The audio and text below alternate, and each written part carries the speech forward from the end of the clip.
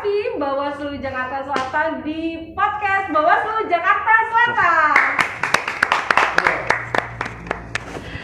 Sahabat Bawaslu di seluruh Indonesia, hari ini kita edisi spesial menghadirkan squad dari Bawaslu Jakarta Selatan. Ini luar biasa, para yang menggerakkan Bawaslu Jakarta Selatan. Kalau mereka nggak ada, ini semua kegiatan Bawaslu Jakarta Selatan nggak ada. Tapi ini baru separuhnya saja. Kita akan ada edisi berikutnya untuk menghadirkan yang lainnya. Hari ini yang sudah bersama kita, saya perkenalkan ada Mbak Ririn Dian Lastuti. Halo. Paling lucu, paling cantik hari ini ya. Kemudian ada Bang Abdil Bar. Halo. Ya, nanti satu-satu kita perkenalkan di masing-masing divisi di mana mereka bekerja ya. Kemudian ada Bang Ahmad Maulana Yusuf. Nah, Assalamualaikum. iya, mantap. Nah, kemudian ada Bang Fahmi Hidayat. Terima kasih Bu. Luar biasa. Sahabat Bawaslu, ini kita ngobrol-ngobrol santai aja sambil mencari tahu mereka ini sebenarnya sebelum terlibat di Bawaslu itu aktivitasnya apa aja, kemudian setelah di Bawaslu mereka kemudian mengerjakan apa saja, ya gitu ya. Oke, sahabat Bawaslu di seluruh tanah air yang sudah penasaran pastinya dan harus selalu penasaran dengan Bawaslu Jakarta Selatan. Ini kita akan satu-satu bertanya ya kepada mereka. Nah, ini siapa dulu nih? Ladies first. Ladies first. Oke. Mbak Ririn Dian Lastuti. Panggilnya Mbak Ririn. Boleh dipanggilnya Mbak Ririn. Oke. Emang biasanya dipanggil apa, Mbak? Ririn aja, nggak pakai Mbak. Oke. Ririn aja. Tapi nggak pakai aja juga. Nggak pakai aja juga. Oke, siap. Rin, gimana Rin? Sebelum terlibat di pengawasan pemilu, sebelumnya tuh ngapain aja? Sebelum di Bawaslu saya kerja di hotel. Oke. Wah, ini kan Awalnya saya part time, lalu lanjut kuliah sambil part time. Habis itu saya kerja, tapi saya belum punya ijazah S1. Habis itu saya sambil ngelarin kuliah sambil kerja part time. Jadi ya pokoknya saya nggak ada main, tetap kerja kuliah. Dan akhirnya gelar dapat S1, saya baru diangkat di karyawan tetap di hotel. Salah satu di Jakarta Barat.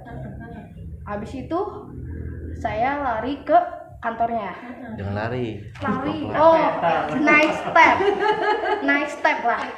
Naik step tuh jadi alhamdulillah dari yang saya bersihin kamar, saya ngangkat-ngangkat. tapi memang background waktu sebelum masuk di Semit. hotel.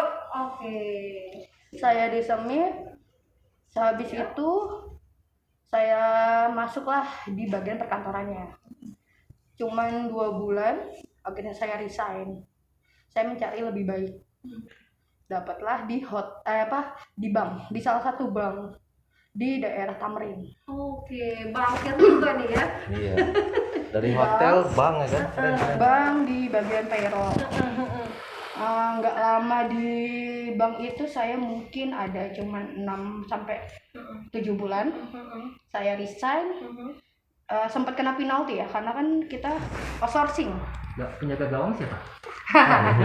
Kalau sistemnya dulu tuh kalau kerja pasti ada namanya dari bawaan outsourcing. Kita belum nyampe setahun kita pasti kena penalti. Nah itulah, di samping itu ya sudah diselesaikan. Habis itu saya barulah informasi ada pembukaan PPN PNS. Lalu saya mengikuti prosesnya. Di samping itu lumayan cukup panjang ya perjalanan, dari mulai pendaftaran, terus apa ya? Mungkin karena tes lari. ya. Mungkin karena lari tadi ya.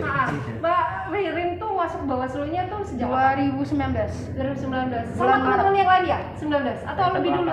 Oh, lebih dulu. 2019 bulan Maret kalau nggak salah 15 Angkatan Maret. berarti Bu. Iya. Oke. Mungkin saya lebih muda dibanding kakak-kakak. Oh sih. Iya. Mungkin karirnya lebih banyak di Bawaslu lebih dulu kakak-kakak. Mas Fahmi yang lebih lama kalau Oh di sini. mungkin. Tapi sebentar kita cari tahu. Oke baik Bu. Mbak Ririn, tadi perhotelan, kemudian perbankan, masuk ke ini lingkup pengawasan gitu kan. Sulit nggak sih? Ini kan secara perhotelan, perbankan, orang pasti bilangnya ini udah nyambung banget. Gimana menurut Mbak Ririn? Sulit nggak? Jujur kalau Atau ada nggak yang bisa disambung-sambungkan atau dikait-kaitkan? jujur saya baru pertama kali tahu Bawaslu, baru pertama kali first time ya. Karena dulunya mungkin saya tahu apa sih itu Bawaslu, apa sih itu KPU, apa sama. Mungkin saya jadi orang salah satu yang dibilang kurang pintar dari teman-teman yang lain. Tapi lambat laun saya belajar terus. Ya walaupun malu bertanya, jujur kalau saya orangnya malu bertanya.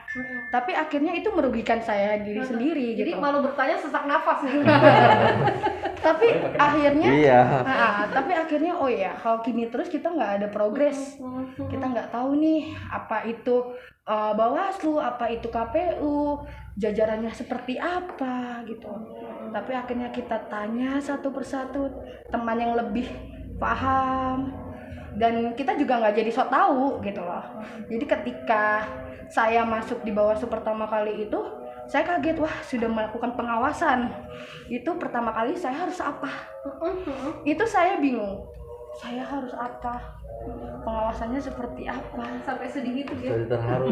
Nah, karena jujur saya sebelumnya belum di Jakarta Selatan ya, mungkin domisili saya Jakarta Selatan. Ya. Saya pertama kali di Bawaslu Jakarta Timur, saya nggak tahu yang namanya mana Ciracas, mana Jatinegara, karena memang saya lahir di Jakarta Selatan, lingkupnya saya tahu hanya di Jakarta Selatan. Ketika saya di lingkungan Bawaslu Jakarta Timur, saya tahu mana itu Ciracas, tapi perlahan pelan-pelan. Dan akhirnya saya tahu mana itu kecamatannya, orang-orangnya kayak gimana, siapa saja, sampai camatnya. Udah kenal sama camatnya? Iya, juga? karena kan pernah pasti kan beberapa kali gitu. Tapi saya lebih apa ya? Kalau dibilang tahu juga nggak mau so tahu, tapi saya mau tahu. Tapi gimana caranya? Ada prosedur yang harus saya tahu dulu sebelum saya ya seperti itulah pokoknya. Intinya mau belajar, Ya. ya kan? Dan pastinya semangat kerja di hotel sebelumnya, kemudian semangat kerja di bank itu bisa jadi modal semangat lagi di pengawasan pemilu. Untuk belajar pastinya dari pertama. Belajar sih pasti. Oke, sahabat Bawaslu, ini kalau kita lihat di sini ya masih pada pakai masker karena wilayah DKI ini masih di level 3 ya kawan-kawan ya, sahabat-sahabat Bawaslu. Jadi kita tetap prokes karena ini untuk tayangan publik, supaya kita juga mengajarkan bahwa kami tetap menjaga prosedur protokol kesehatan. Oke, baik, kita lanjutkan ya. Ini sekarang siapa ini? Apa udah dengar lagi? Enggak ada lagi. Yang senior boleh, Bu. Senior. Dari yang senior ke senior. Kita tengah-tengah Pak. Iya. Baik, sahabat Bawaslu yang penasaran dengan Mbak Ririn, boleh loh ya. Apa komen? Nanti kan kita di YouTube ya, boleh komen ya. Bisa kenalan nanti dengan Mbak Ririn lebih lanjut lagi. Dia nggak boleh dipanggil Mbak ya, Ririn aja. Oke, karena permintaan yang lainnya ke Bang Fahmi ya, kita ke Bang Fahmi Hidayat. Ini Bang Fahmi ini aslinya ganteng banget. Nanti boleh kita perkenalkan nanti. Di awal nanti akan ada foto ya tanpa masker ya. Oke. Bang Fahmi Hidayat. Kita biasa panggilnya Bang Fahmi ya. Bang Fahmi. Di antara keempat kita, bahkan termasuk saya ya, itu yang paling dulu di pengawasan pemilu tuh Bang Fahmi. Nah, kita mau cari tahu ya kan bedanya nih, pasti dia paling ngerasain bagaimana perjalanan Bawaslu ya kan, mulai dari yang ad hoc sampai akhirnya permanen ya kan. Dan tentunya tapi sebelum itu kita cari tahu dulu ya, Bang Fahmi itu sebelum masuk di Bawaslu, waktu itu masih Panwaslu, itu ngapain aja? Siap. Terima kasih Bu Adana. Pengalaman saya awal masuk di dunia pengawas tahun 2012. 2012. Wow, Dia masih SMA, Bu. Saya masih TK berarti. Dulu bukan Bawaslu tapi panitia pengawas pemilu. betul ya, kita masih ad hoc ya. waktu Masih itu ad ya. hoc. Nah, cuma sebelum saya di Bawaslu, saya belajar pemilu itu di KPU dulu. Oh, jadi sebelum ke Bawaslu ke KPU. KPU Ya. tahun 2010 sampai 11. Oh, iya. Ya. Jadi tahun 2012 barulah masuk di dunia pengawas. Tadinya sih nggak begitu tertarik sebenarnya di dunia pengawas. Awalnya Nggak tertarik, iya. Iya. Karena orang kan nggak familiar sekali. Betul. Apa sih pengawas? Apa sih panwas katanya? Yang familiar mah KPU, KPU. ya memang waktu itu ya. Iya. Tapi saat mendalami, waduh, ini susah lah. Lebih susah, lebih sulit ya, pertarungannya luar biasa. Pasti karena yang namanya pengawas satu derajat di atas para peserta atau penyelenggara. Karena yang namanya pengawas pasti di atas. Itu loh. Cuma memang pengalaman dulu dengan sekarang itu sekarang lebih diperhatikan dari segi salary, pekerjaan, waktu itu lebih diperhatikan. Sekarang lebih enak ya? Lebih enak kalau sekarang. Kalau dulu itu udah gaji kecil, jamnya itu kerja nggak ada waktu. Tapi kan akhirnya terbayar kan. Ya. Alhamdulillah ya. Iya. Nah, Udah permanen.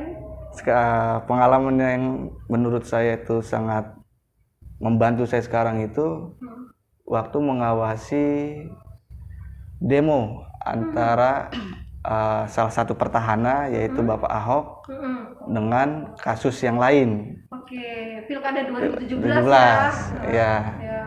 Itu saya pernah ngerasain tuh kita mengawasi di ribuan orang dengan baju panwas. Oh my god. Panwas gitu ya. Itu gimana rasanya, Bang? Apa yang paling greget waktu itu tuh? Banyak pertanyaan. Banyak pertanyaan. Pertama itu kenapa nggak didiskualifikasi? Kenapa nggak langsung di hukum gitu ya? Iya. Secara pemilu. Tapi kenapa dibawa ke sini juga? Nah, sebagai staf waktu itu kita tidak bisa mengambil putusan apapun di situ. Menjelaskannya pun kita hanya normatif lah. Kalau memang waktu itu ada salah satu peserta yang menanyakan, Bang itu harus di ini. Cuma saya bilang, ayo Bapak kita ke kantor kita bikin laporan. Cuman memang tidak ada yang mau permasalahannya untuk dibawa ke kantor untuk menjadikan pelaporan. Kalau dulu kan namanya ada LHP ya, laporan hasil pengawasan. Di situ mereka mayoritas tidak mau. Ya kita terjun di situ karena disuruh dengan pimpinan. Ya kita hanya mengawasi, mencatat apa yang ada terjadi, seperti apa ya sudah. Itu pengalaman yang menurut saya yang nggak ada lagi selain di situ. Luar biasa. Ini kalau kita Pilkada DKI memang ya kata orang kan rasa pilpres ya. Nah besok tuh kebayang nggak sih 2024 kita tidak hanya pemilu legislatif presiden tapi juga ada pilkada. Nah itu tadi, jadi kita akan merasakan pilpres di tahun kedua rasanya ya kan, rasa pilkada itu kan rasa pilpres ya di tahun yang sama. Nah itu ya pastinya ceritanya menarik, banyak yang menarik memang untuk pilkada 2017.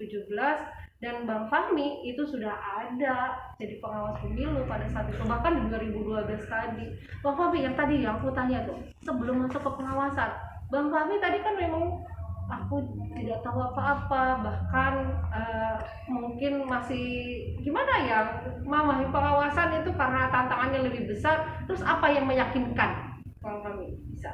Nah, kalau yang meyakinkan itu ini prinsip hidup saya, Bu. Oh iya. Ya, apa yang belum saya kerjakan, saya mau kerjakan. Wah. Rasa ingin tahu itu mau. Itu sih berangkatnya dari situ. Luar biasa. Dan sampai akhirnya sekarang jadi lu udah lebih banyak tahu ya dibanding teman-teman pastinya. Ini suhu. Sudah expert. Sudah sepuh.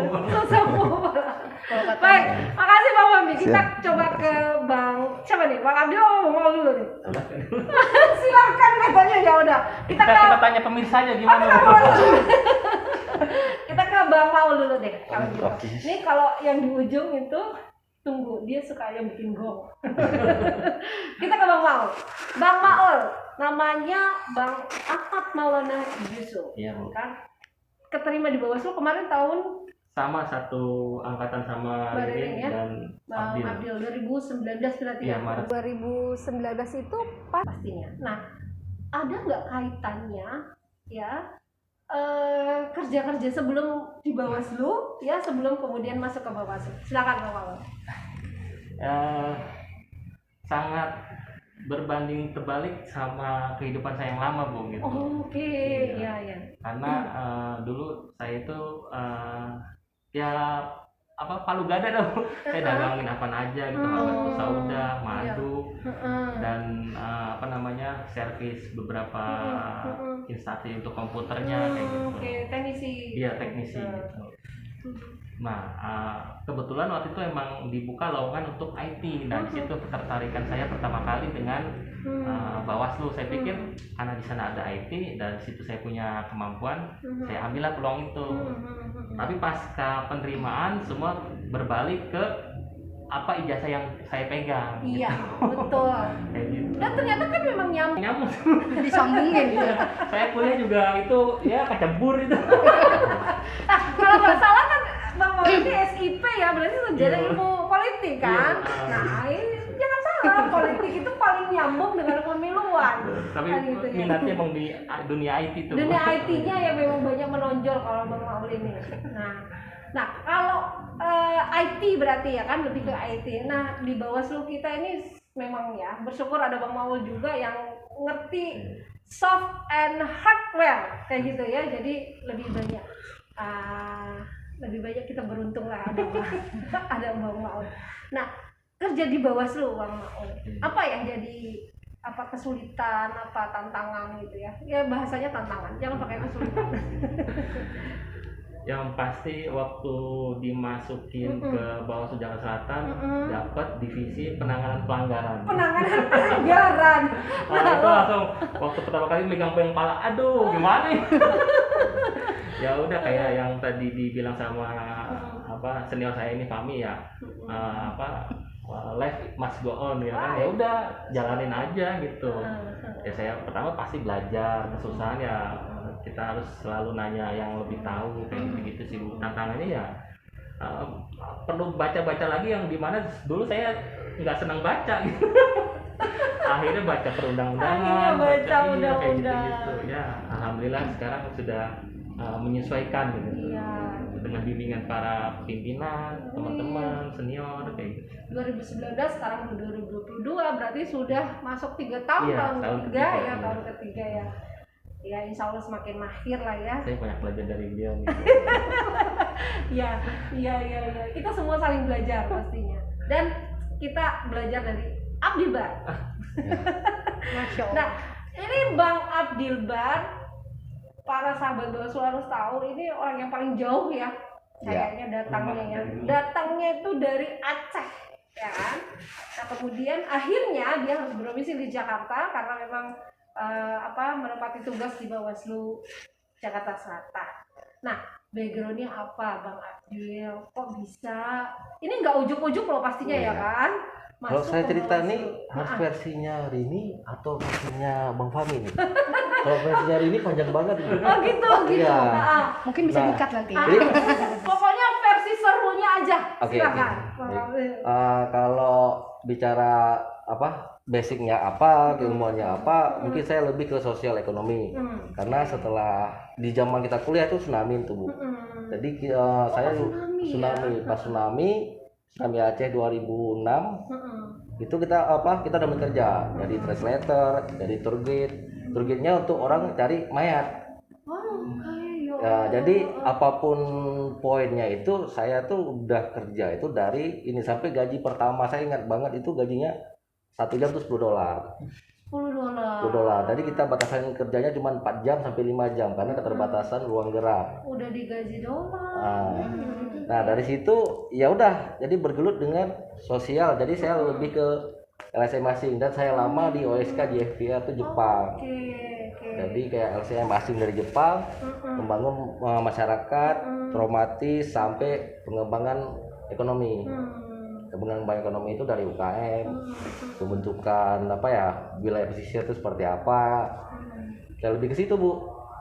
Terus dari situ ajak teman-teman dari Jakarta, yuk buat perusahaan yuk. Karena kita kotanya mau habis ini. Nah, dan itu udah kontraknya mau habis, ya kan? Ya udah terakhir buatlah beberapa perusahaan kita berkembang di sana sampai kita dapat funding dari IDB, itu berkembang sampai kita buat LSM. Di LSM tuh teman-teman yang selama ini kerja di situ, terakhir ada yang terjun ke dunia politik Bu.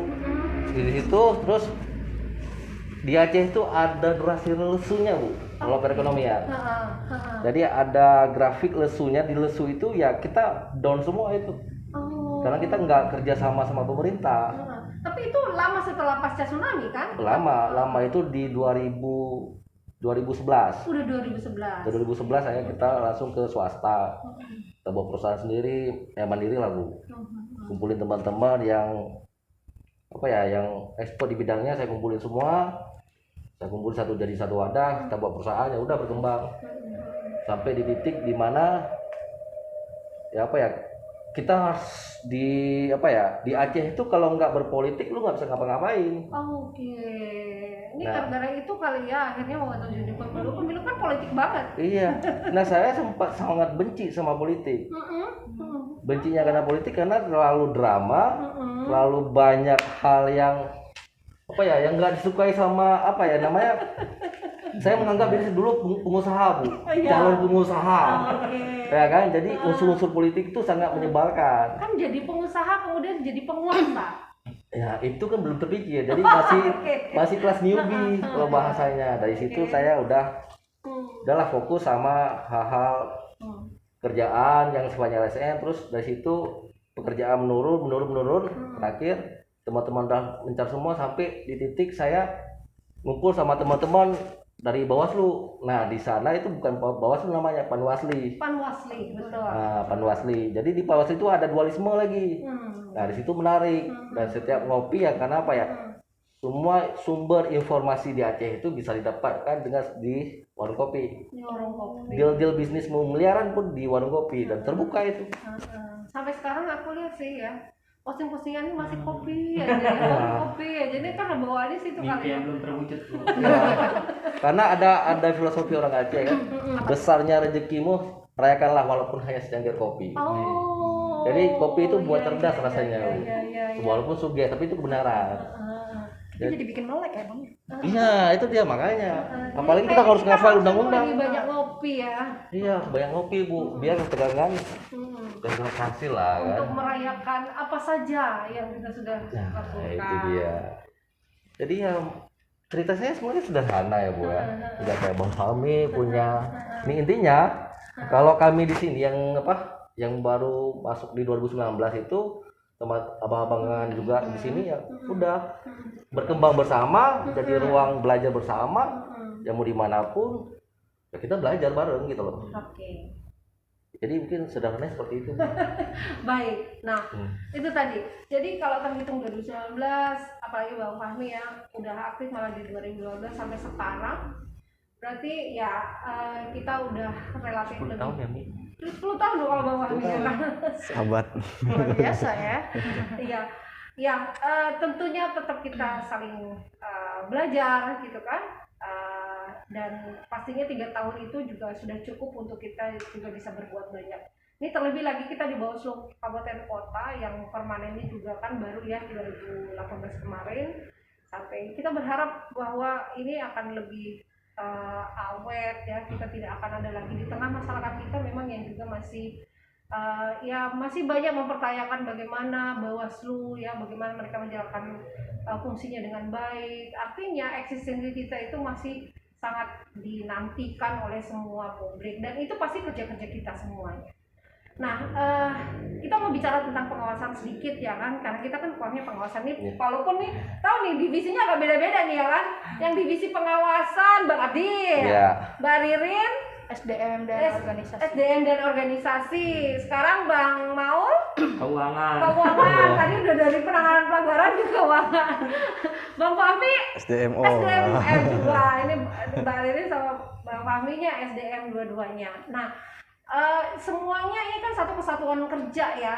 Jadi kalau orang taunya pengawas pemilu bukan hanya sekedar pengawasan, ya kan, tugasnya juga tadi ada penanganan pelanggaran. Nanti besok kita hadirkan juga nih yang penyelesaian sengketa, ya kan. Kemudian ada tugas-tugas yang sifatnya mungkin administratif, tapi ini yang membesarkan, mensupport kelembagaan kita ya, SDM, organisasi, dan juga ada nanti divisi humas ya, hukum, humas, dan data dan informasi. Dan orang humasnya ada di belakang gitu.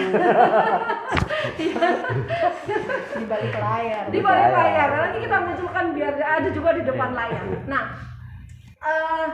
ini jadi tantangan terus pastinya buat kedepannya untuk memperbaiki, ya kan, menguatkan lagi fungsi Bawaslu kita. Nah, tadi ya saya singgung masalah kita itu sebenarnya masih ya kita harus bangun kepercayaan terhadap kelembagaan kita. Apa yang akhirnya menurut teman-teman semua nih, sahabat Bawaslu ya, kita dengerin apa yang akan menjadi prioritas atau kerja-kerja kedepannya itu akan mau seperti apa yang dicita-citakan untuk Bawaslu kita. Silakan. Oke, saya dulu ya. Oke, Mungkin lagi mau masuk ini. pas masuk nih, Bang Pas Adel. masuk. Mungkin gini ya. Mungkin kita harus siap juga sama teknologi juga. Teknologi. Jadi sasaran pengawasan itu knowledge-nya itu ke pemilih pemula tentang bagaimana pengawasan itu, bagaimana penyajian kita dari Bawaslu sendiri, bagaimana menyajikan informasi-informasi itu ke kalangan kaum milenial. Yang kaum milenial ketika konteksnya politik udah males gua nggak mau. Nah, penyajian seperti itu mungkin jadi PR bersama kita untuk lebih intens dengan role model baru. Bawaslu ini bakal seperti apa sih? Ya, dikenal seperti apa sih bagi kaum milenial? Mungkin dari saya cuma itu sih. Oke, Bang Abdil lebih fokus kepada para milenial tadi. Karena orang milenial memang ya kelompok yang sangat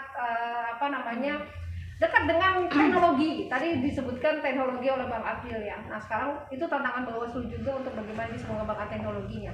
Mbak Ririn. Kalau saya sih cuma satu. Perkenalannya lebih dipertajam lagi untuk di kampus-kampus karena apa ya, nggak semuanya anak-anak kuliah itu tahu Bawaslu. Mereka tahu pasti KPU dan KPU. Nah, gimana caranya kita lebih pertajam lagi, lebih dekat lagi dengan mereka. Ini Bawaslu loh, seperti ini loh Bawaslu, tapi dengan gaya milenial tadi seperti yang dikatakan. Oke, pembawaannya itu aja. Siap. Itu aja sih. Nah, sasarannya lebih ke arah itu lagi, fokus kepada anak-anak kampus ya kan, yang mendekati, dan mungkin responnya juga bisa lebih cepat ya. Mungkin. Karena gini Bu, kita tuh yang nggak harus ke atas dulu, lebih ke deket dulu aja ke mahasiswa atau mungkin SMA yang pemilih pemula mungkin. Tapi itu tadi bagaimana pembawaannya kita. Pembawaannya kita jangan terlalu serius dan tegang. Mungkin bisa teman ke teman atau adik ke teman atau bagaimana caranya kita deh gitu. Jadi pertajam lagi aja sih, itu saran saya. Oke, itu aja sih. thank you Mbak Riri. Bang Maul. Jangan tidur Bang. Saya kan anak IT Bu, jawaban saya tidak diambil dia Bu. Ya, yang pasti saya tambahkan juga dari kita bisa memperkenalkan Bawaslu lewat ya itu Bu, program-program kehumasan. Siap. Karena itu menjadi corong lembaga, menjadi alat komunikasi dua arah gitu, dari orang yang nggak tahu sama yang dari kita ngasih memberi tahu kerja-kerja kita kayak gimana, terus Bawaslu itu kayak gimana. Ya itu yang perlu ditekankan. Jadi kehumasannya itu emang harus digenjot tuh. Kita semangat. Pastinya kita butuh ya tim Ya, pasti kerja kita sama ya. Tim kerja yang baik sih. Harus kayak gitu. Berarti Bu, tantangannya orang humas menjawab ini semua itu harus dihadirkan juga. Jadi teman-teman yang mengetahui ya, teman-teman pasti nggak tahu. Siapa sih di balik kita Ah. ini? Gitu. Kita tunggu ya orang humas. Orang Katanya humas. sekarang lagi batu. Oke, sekarang Bang Fahmi, ini gimana buat kedepannya Bawaslu menurut Bang Fahmi? Apa yang penting untuk kita segerakan lah yang itu ya untuk memperbaiki kelembagaan? Iya, terima kasih Bu. Sebenarnya sudah dirangkum dengan teman-teman yang lain. Cuman ini saya dengan pengalaman saya yang pernah saya lakukan lah. Dulu itu KPU itu siapa sih yang tahu KPU? Iya. Kan susah. Orang juga nggak paham ataupun tahu tapi dia mau apa dia orang nggak begitu paham. Dulu itu yang dilakukan oleh KPU waktu sosialisasi itu benar tadi dibilang katanya digital. Kalau ngikutin yang sekarang. Tapi menurut saya metode yang paling bagus itu terjun langsung ke masyarakat. Terjun langsung. Baik itu pemilih pemula ataupun pemilih yang banyak isu yang enggak. Ya. Itu bisa dijelaskan di situ kan ada sosialisasi undang-undang Perbawaslu, PKPU ataupun undang-undang pemilu yang lain. Makanya tempat-tempat strategis seharusnya dijamak lah. Seperti kayak lobi mall yang banyak orang atau tempat pariwisata atau mungkin tempat-tempat terminal yang orang bisa masuk keluar ke situ.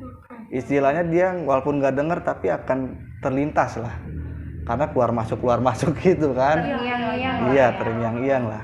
Intinya kalau marketing. Iya. Kita mau ada program sih sebenarnya itu untuk masuk ke wilayah-wilayah yang tadi tuh. Jadi saya juga nih pendapat kami yang ke mall, ke terminal. Boleh juga tuh. Lanjut Bang. iya, karena ya itu menurut saya lebih efektif. Karena waktu dulu KPU sosialisasi itu malah pakai kayak sekarang tuh dealer Honda. Pakai selembar, ini loh KPU, ini loh. Ataupun pakai pamflet, pakai banyak lah cara-caranya. Ini tantangan banget buat humas lagi nih tuh. Bagian promosi. Iya, itu salah satu untuk memperkenalkan tugas dan fungsinya Bawaslu ke masyarakat. Itu semua akan terlihat lah. Berarti selaras dengan Bawaslu pimpinan kita yang baru nih, Pak Wadi. Wadi mengatakan hal yang sama juga. Iya. Langsung dari bawah. Iya. Siap gitu ya. Ini pandangannya udah keren-keren luar biasa ya kan? Ya kita terbatas waktu ini Iya. sama abang nih. Ini kalau menunggu saya bahkan ini menjeda waktu kerja teman-teman kita yang sekarang lagi ada di hadapan sahabat-sahabat Bawaslu untuk sekedar mencari tahu apa sih yang menjadi visi ya paling ini kan menjadi visi ya buat Bawaslu Jakarta Selatan ke depannya seperti apa. Oke, sahabat Bawaslu ini nanti bisa di chat lagi ya di kolom komentar buat kita nih semuanya ada Mbak Ririn, Mbak Abdil, boleh nanti bisa langsung tanya juga nanti nomor WhatsApp-nya atau apa namanya akun sosmednya ada Bang Maul juga. Mungkin akun sosmednya bisa di bawah ini kali ya. Bang Fahmi. Pasti di atas gitu. Iya. Buat nambah followers ya. Bener-bener. Ya, tapi yang paling penting followersnya buat Bawaslu Jakarta Selatan. Pastinya. Kayak gitu.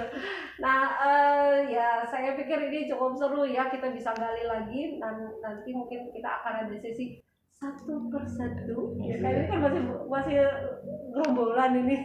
Gitu. Ya insya Allah nanti kita akan ada diskusi-diskusi lagi terkait dengan kebawasluan dan bagaimana kita bisa mencitrakan Bawaslu ke depannya di publik kita ya. Baik, satu lagi saya kira ya kan. Ini durasi kita nggak lama, masing-masing saya minta lagi mungkin semacam closing statement, tapi mungkin kepada bagaimana bisa membuat penyemangat gitu kan. Kalau Bawaslu kan ada tuh bersama rakyat awasi pemilu dan bersama Bawaslu tegakkan keadilan pemilu. Nah, kalau kita minta nih satu-satu ide cemerlangnya on the spot memikirkan satu kalimat saja, satu kalimat ya kan, tidak terlalu panjang, bagaimana menggambarkan sebuah semangat untuk Bawaslu.